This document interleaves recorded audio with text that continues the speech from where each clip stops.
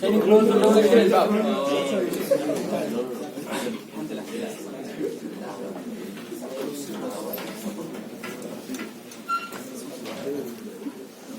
Good morning.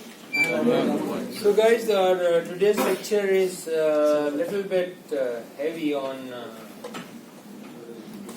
content, not in terms of the number of slides, but in terms of thinking process. And it's all about the concepts. And see it this way, that this lecture is one of the small replica of what your year 2 are going through at the moment while they are doing their neuroscience block. So this is a small glitch which you see, and it will be quite brain consuming, and but it has some impact, and I'm sure it will help you if you pay attention. And if you miss out any step in between, I don't have time today to ask you what are you doing. Do whatsoever you like, because that's presumably the last session of respiratory, and then the end of the story, and then we'll have exam, which is coming up next week, inshallah. So, I'm touching upon basic concepts. You have been taken through this journey in your foundation. Little bit in MSK when I was doing brachial plexus with you, I did something, and then back and forth we were talking about it. Few of the concepts are just repetition, but so many other contents are anything. So before starting, any concern, anything which bothers you at the moment, still whatsoever we have talked about so far, anything which bothers you, any issue, any question, any related thing. All is set. Don't forget, if we have to insert a chest tube,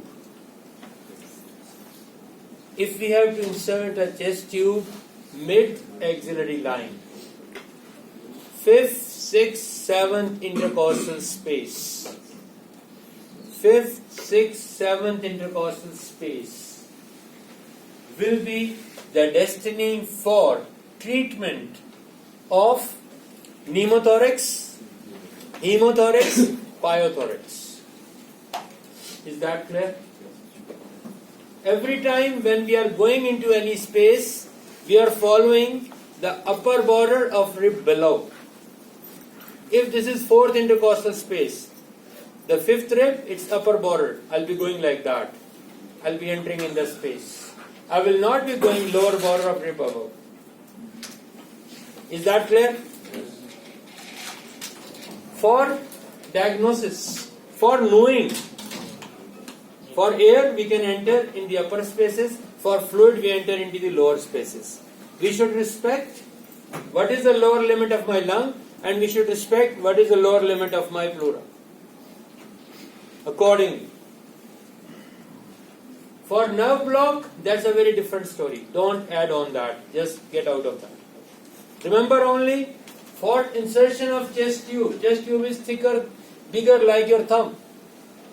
5th, 6th, 7th intercostal space, mid-axillary line. Stick to this point. Don't deviate. Otherwise, fair enough chances for confusion.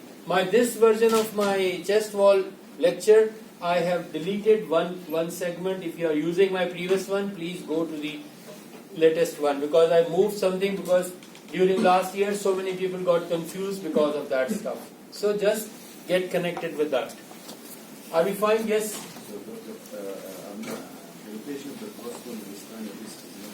The location of?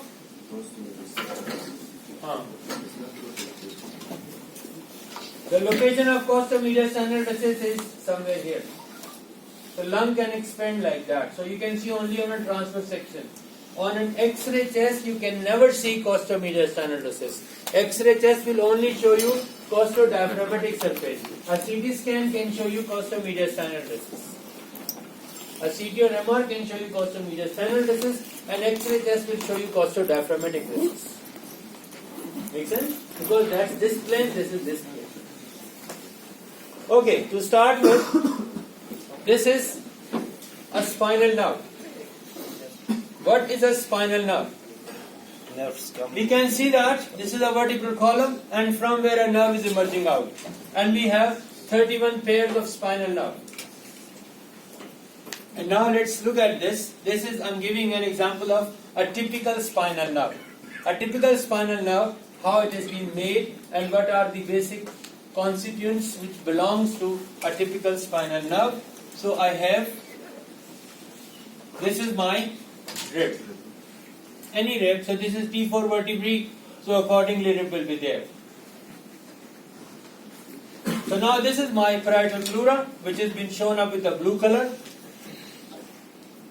And then this red thing within my spinal cord is the motor nucleus. This red thing is the motor nucleus, motor neuron. And from here I have the motor fiber which is coming forward and it is making my spinal nerve. And each spinal nerve is made like this. This is one exemplary unit. Then the sensory nucleus, the sensory neuron is not present in my spinal cord, it's present outside in the dorsal root. And then, but it is connected backwards with my spinal cord. Are you fine? Yes.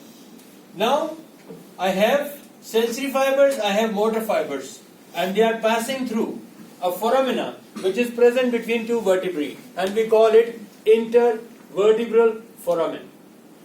Intervertebral foramen. Are we good? Yes. So now, the spinal nerve. And now this green thing is indicative of intervertebral foramina. If someone has a problem in the disc herniates, disc slips, so now the space is decreased. Now this opening will become small. When this opening will become small, the nerve is being compressed. And the place where this nerve goes and supply, that area will be deprived of the pain. So pain sensation will be there. Are we fine? Yeah. So now, my motor fiber I am showing you coming anteriorly as well as going posteriorly. Why is going anteriorly and posteriorly? Muscle. Because it has to supply a muscle. The red thing is for a muscle. The motor fiber is for a muscle. What muscle does? If I have to slap someone, if my muscle is not working, my joints will not perform. So, I need a combination of action. Where? Shoulder, elbow, wrist, in my digits. So this all make a slap. Then I decide, is it, maybe I'm just tapping someone or I'm just hitting someone. So who decide? My brain. So we have to decide the intensity, which part of the brain. My brain has a cerebrum and a cerebellum. So cerebellum decide. If someone's cerebellum is not functioning, he goes to a kid, he loves him and he slaps him. It happens. You ask him to walk on a straight line, he will never. You ask him to touch your nose with your finger, he will do this, he will do that. So that's the function. Who decide? A normal person, let's say a very good friend of you, and you are there to hug him and he slaps you, he hits you. So it shows something wrong with his brain. Am I right? Yes. So we need to be very clear. Yes, Faris? Who hits you? People who don't feel any pain. Huh? What about people who don't feel pain? Well, I feel sorry for them. What else I can do? If somebody don't feel a pain, it means that supply is not there. That sensation is not there. The responsible thing is not there. If I have to do a surgery on someone's hand, I have to cut there. I just make this nerve go sleep. I put some medicine. So now this nerve goes sleep. It will not perceive any pain. I can cut it, I can chop it, I can put a screw, I can remove anything. Person will not feel any pain. So if it's just a natural thing, like a natural defect, would that also be in the So if a same nerve way? is damaged, you lost sensations. If a nerve got damaged, you lose sensations. Is that also in the cerebellum? No, that's peripheral. That's not central.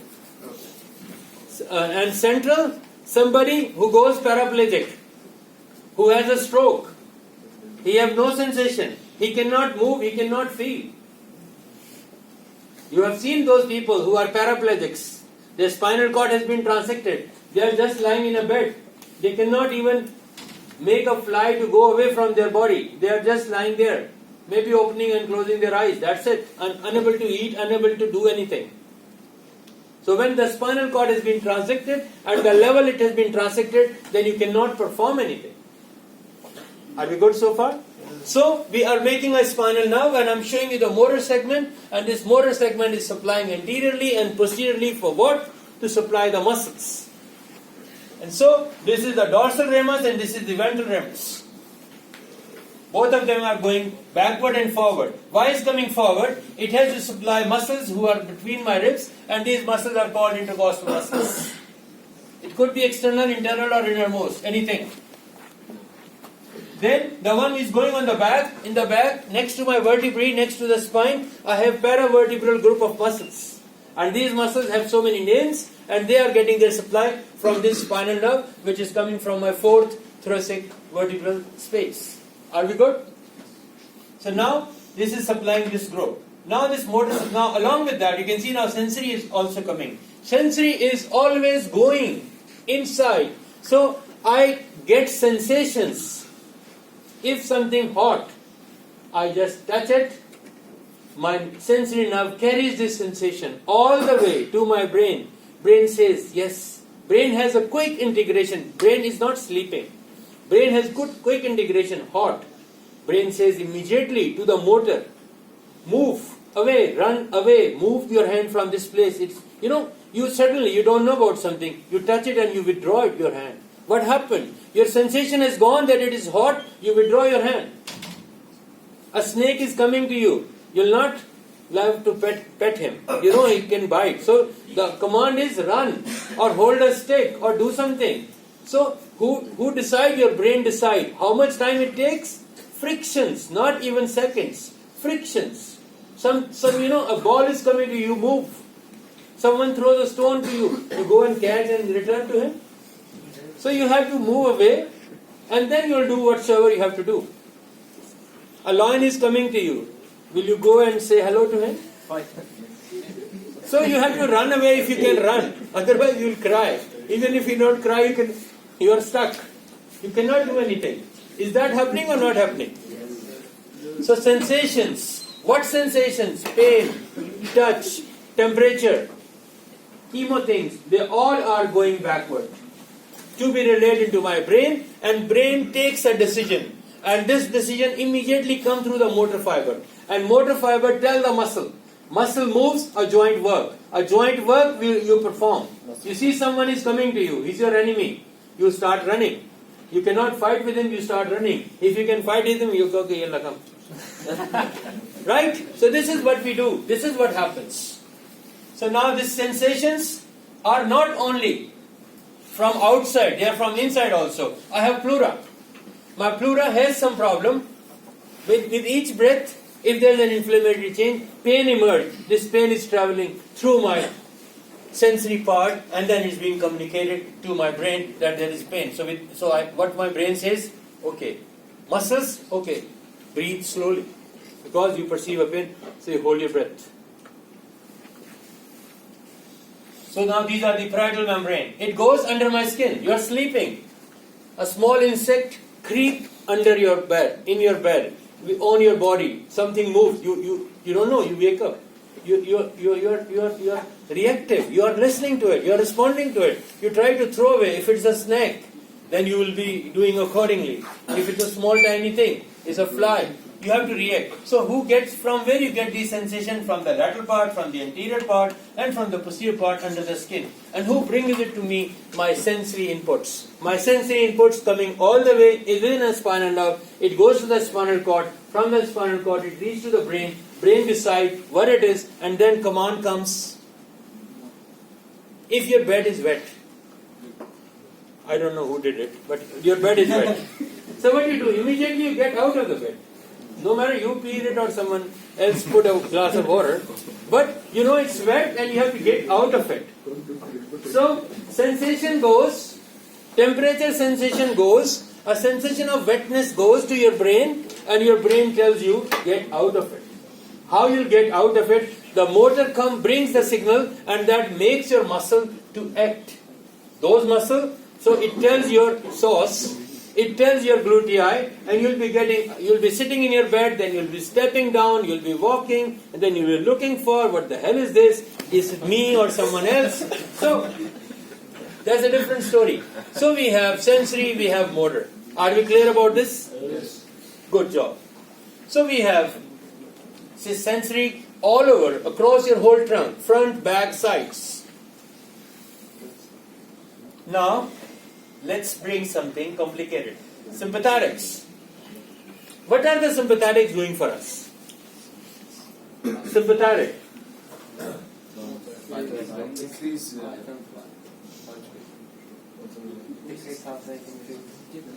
Constrict the arterioles.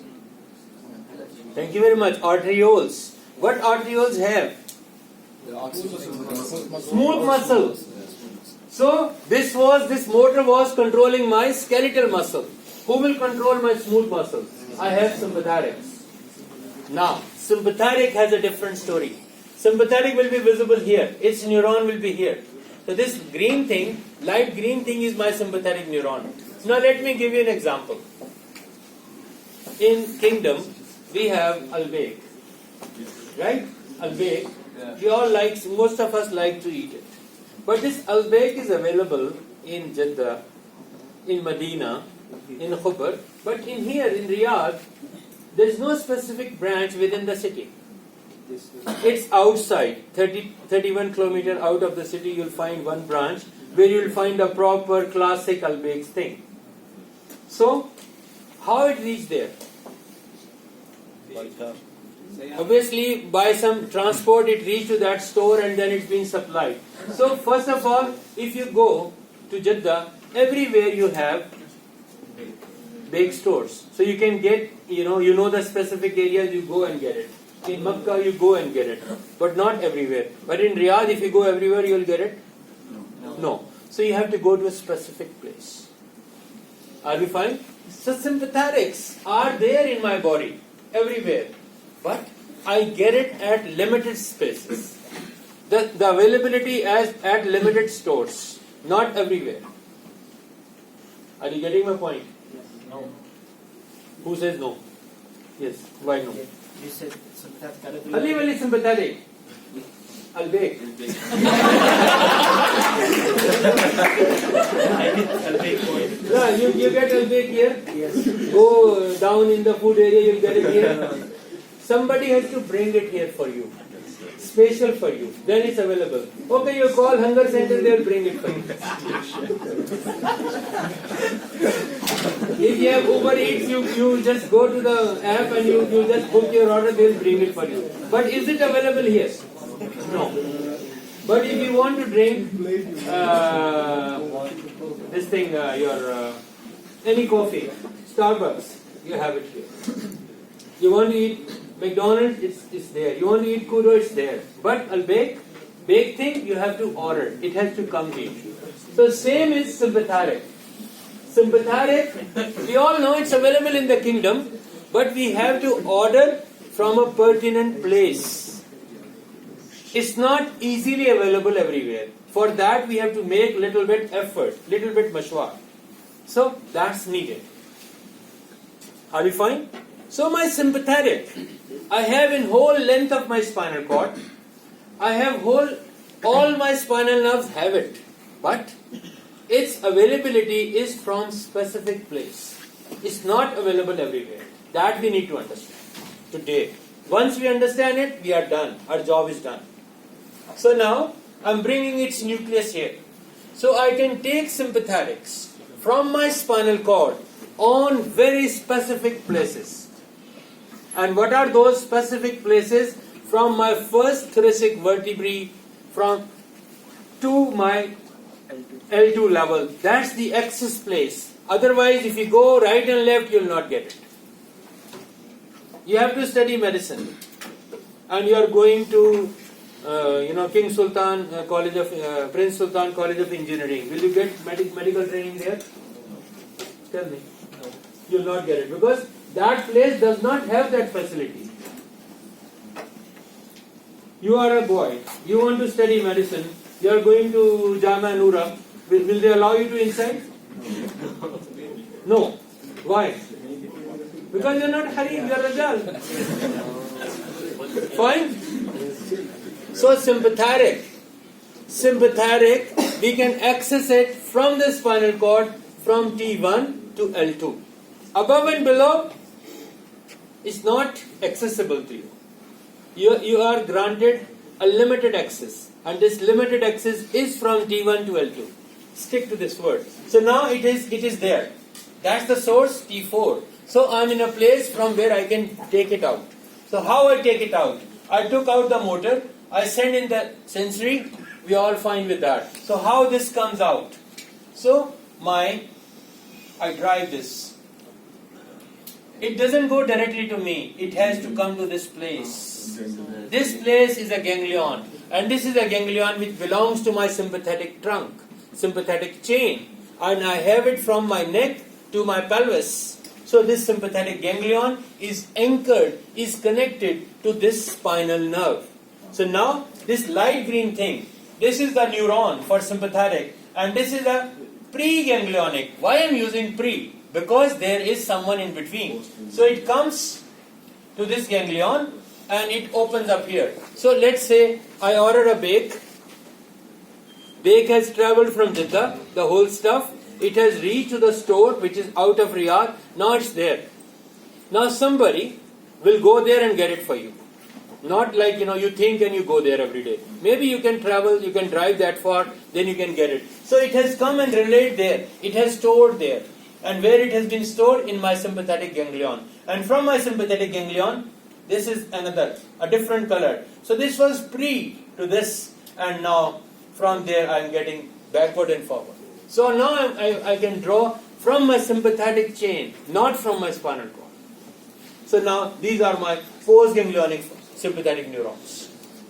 So my motor was coming directly to me. My sensory was going directly away. But my sympathetic comes and relays somewhere, and then it will reach to me.